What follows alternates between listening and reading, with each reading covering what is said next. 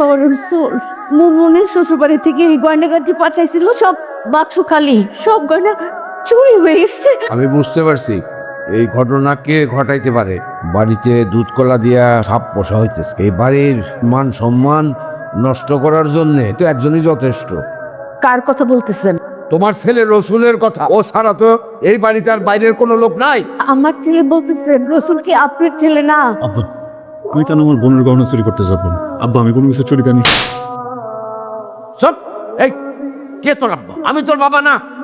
আমার ছেলে মেয়ে আছে, চোর আমার ছেলে হইতে পারে না। আইন মুনমুন আমার রক্তের, আমার রক্তের না। আমার রসুলকে এই শিক্ষা দিয়ে বড় করি না, এর বোনের গয়না চুরি করবে, তার ভুল বুঝতেছেন। আমরা সবাই সবকিছু ঠিক বুঝতেছি। আব্বা, আপনি এখন একটা কাজ করেন, পুলিশে ফোন দেন এখন। সাবধানে কথা বলিস, রসুল তোর বড় ভাই। ভাই ভুলটা কি বলছে? পুলিশে দিবে না তো কি, ঘরে বসে আদর করে খাওয়াবে? তোমার ছেলে হইতে পারে, আমাদের ভাই না। সব ভাই কখনো আপন হয় না। আমার বন্ধু এতদিন বিদেশে থাইকা আসে, আইসা ছেলের সাথে আমার মেয়ের বিয়ে দিবে।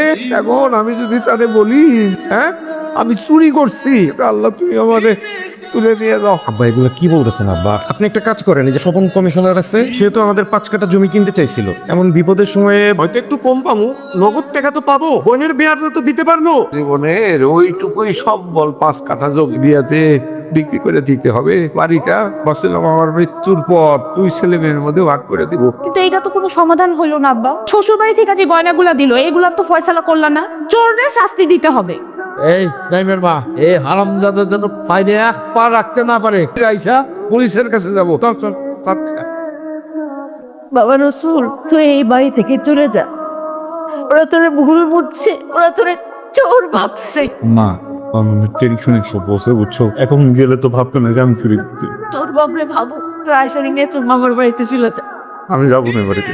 রসুল, আমাদের বাড়িতে চলো। আর তুমি বুঝতেছো না কেন? আমার ভাই বোনে না থাকে এই জায়গায়, আমার আম্মা থাকে, আমি কই যাবো? রসুল, তোর কোনো বাবা নাই, ওরা তোর কেউ না। তোর সুখের জন্য আমি সবকিছু করছিলাম বাবা, তোর সুখী করতে পারলাম না। তুই এতিমি রয়ে গেলি।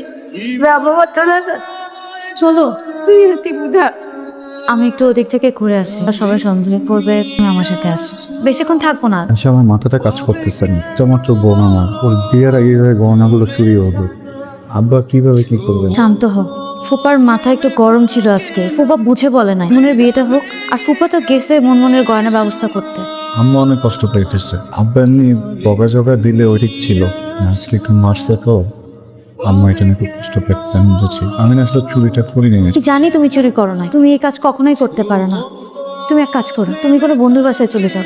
মনে বিয়েতে যাবো না, এই ওখানে গেলে তোমাকে পুলিশ ধরবে। আমি একটু দূর থেকে দেখে আসি। মাগো, তো শ্বশুর বাড়িতে গিয়া বড়দেরকে সম্মান করবা, বাবার শিক্ষা যেন ভুলে না যাও। বন্ধু, তোমার মেয়ে আমার মেয়ে। দেখ, আমার মেয়েটাকে খুব যত্ন করে পাস, ওকে কোনোদিন কষ্ট পাইতে দিইনি। ভাবি, ছেলেমেয়ের শিক্ষা এখন এত দোয়া কর। নাই, ড্রাইভার কোথায় দেখো তো একটু। জি, হ্যাঁ, আমার বোনের গহনা চলে গেছে। আগে সন্দেহ করছিলাম এ আমার বাসার চারপাশে ঘোরাঘুরি, এখানে তো ধরতে হলে আপনি তাড়াতাড়ি চলে আসেন। রসুল, নাইন পুলিশে কল দিছে, চল এখান থেকে। চল না রসুল। এই শহরে তো আমার আর কেউ নাই, নিজের পরিবার আমাদের চোর বানায় দেবে। আমি তো তোর সাথে যেতে পারবো না, কিন্তু তোর বাড়িতেও পুলিশ পাঠাইছে। তুমি এক কাজ করো, গ্রামে চলো। মামা যদি আমরা বিশ্বাস করে, আমার যদি আমার চোর ভাবে, আমি তো চুরিটা করি নাই। আব্বাই তোমাকে বিশ্বাস করবে। নাইম নাই বাড়িতে? আরে স্বপন, কি বিষয় এরকম নাইম নাইম করে চিল্লাচিল্লি করছো? সেটা নাইম রাজা জিজ্ঞাসা করো। আপনার বাড়িতে এসে নাইম নাইম বলে চিল্লাইতে হইতেছে। জিজ্ঞাসা করেন তার কাছে সে কি করছে। নাইন, আরে স্বপন ভাই, আপনি ক্লাবে যান, আসতেছি আমি। কোনো ক্লাবে যাওয়া যায় নাই। স্বপন কমিশনার সম্পত্তি কেনা বেচা নিয়ে কোনোদিন কোনো লুকোচুরি করে না। স্বপন, তুই কথাটা কিছুই বুঝতে পারলাম না। তোমার সাথে আমার সম্পত্তি নিয়ে ডিল হয়েছে, খেজুরবাগের 5 কাঠা জমি নগদ টাকা দিয়ে কিনে নিছো। তারপরে সম্পত্তি সংক্রান্ত কোনো লেনদেন তো তোমার সাথে আমি তো কিছুই বুঝতেছি না তোমার কথা। বোঝার কথাও না চাচা। এত নাটক কয়টা দিন ধরে আমি করতেছি, সব কথা আপনারা খুলে বলার জন্য হা হুতাশ শুরু হয়ে গেছে আমার ভেতর। ভাই জান না, আসতেছি তো ক্লাবে আসতে। অনেক দেরি করে ফেলছেন চাচা। স্বপন, আমার আদরের ছেলের গালে আমি হাত তুলছি, বলো তো পরিষ্কার করে কি হয়েছে? আপনার আদরের সন্তান নাই, ছোট বোনের শ্বশুর বাড়ি থেকে পাঠানো গয়না বিক্রি করছে 1 কোটি টাকা। জোয়া খেলে পুরা টাকাই হারছে। দিনের পর দিন আমার কাছ থেকে টাকা ধার নিয়ে, ধারের পরিমাণ কত জানেন? 80 লাখ টাকা।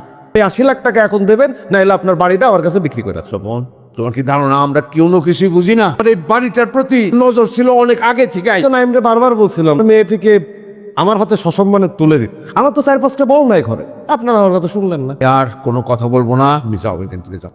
ওকে ফাইন, আদালতের দরজা আমিও চিনি। পরে আমি এই বাড়ি থেকে চলে যেতে বলছি। জি স্যার, আসসালামু আলাইকুম। হ্যাঁ, এসব কি? আপনি অসুস্থ হয়ে যাবেন।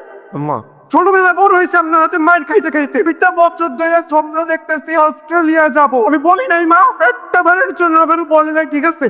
আমাকে শুধুমাত্র বলছে টাকার কথা, সেই টাকা চলে আসছে তো বোনের বিয়ের ভিতরে। জমি বিক্রি করে বোনের বিয়ে দিতেছে, আমি তো তার ছেলে না। আপনি আমারে কখনোই বললেন না যে আমি কারণ ছাড়া দোষ। একটা অমানুষকে জন্ম দিছো, এইরকম একটা অমানুষ। আমি কি করছি? আমার সোনার টুকরা সন্তান রসুল রে আমি থেকে বাইর করে দিছি এই অমানুষের জন্য। সোনার টুকরা আমি বাড়ি থেকে। পৃথিবীতে একমাত্র তুই ভালো জানিস কে তোরে আসলে আপন মনে করে। সম্পত্তি বিলাইতে দিবি ভালো কথা, কিন্তু একটা কথা মনে রাখিস বাবা, বিলাইতে গিয়া নিজে বিলি নিয়ে যাস না।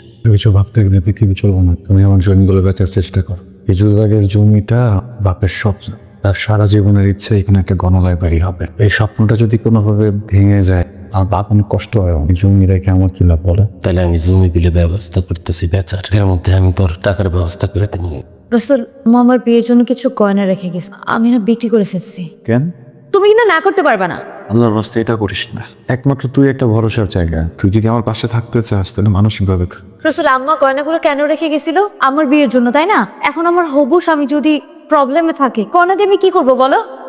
ওনার বাম পাশটা কোনো কাজ করছে না। কি বলতেছেন? ঠিকভাবে দেখছেন তো? দেখুন, এটা রিয়েলিটি। উন্নত চিকিৎসা হলে উনি দ্রুত রিকভারি করতে পারবেন। আল্লাহ চাইতো উনি সুস্থ হয়ে যাবে। আমি আসি তাহলে। হ্যাঁ, জি, বাড়ি বন্ধক দিয়ে দিব। এখন আমাদের অনেক টাকার দরকার। আমারে বাঁচাইতে হবে। তুমি জমির দলিলগুলো দাও। আর অনুমতি নিছেন? কি পুলিশে কল করব? আমরা তো পুলিশে কল করবো আপনার এই বাড়ি থেকে বিদায় করার জন্য। আমার মনে হয় আপনাদের কোথাও ভুল হচ্ছে, যে আমার স্বামীর বাড়ি। কি করলেন? এটা আপনার স্বামীর বাড়ি? আপনার ছেলে নাইম দলিল সহ সবকিছু বিক্রি করে দিয়ে চলে গেছে। আমার ছেলে নাহিম আর বাবার বাড়ি বিক্রি করে দিছে। আপনার স্বামী টিপস হইলো এই বাড়িটা বিক্রি করে দিছে। আমাকে একটু সময় দেন আপনারা। সময় চাইছেন, দিলাম। আপনার ছেলে নাইম এই ঢাল ফেলে বিদেশ যাইবো। চল। কই যাচ্ছ? আবার এই অবস্থা করে আপনি কি হয়েছে? আপনার কথা বলতেছেন না কেন? তোরা কথা বলতে পারে না রসুল। তোরা আপনার বাড়িতে নাই, নাই টিপসি নকল করে নিয়ে গেছে। এদের সবকিছু দখল হয়ে গেছে। ফুপু, কিচ্ছু হয় নাই ফুপু। আব্বা ওই কমিশনারকে পুলিশ নিয়ে ধরতে গেছে। বাড়িও দখল করছে অবৈধভাবে। আমার বাড়িটা কি আমরা ফেরত পাবো? রসুল, তুই সত্যি কথা বলতে চাইস? রসুলের বাবা সব সম্পত্তি বিক্রি করে দিছে। বাবা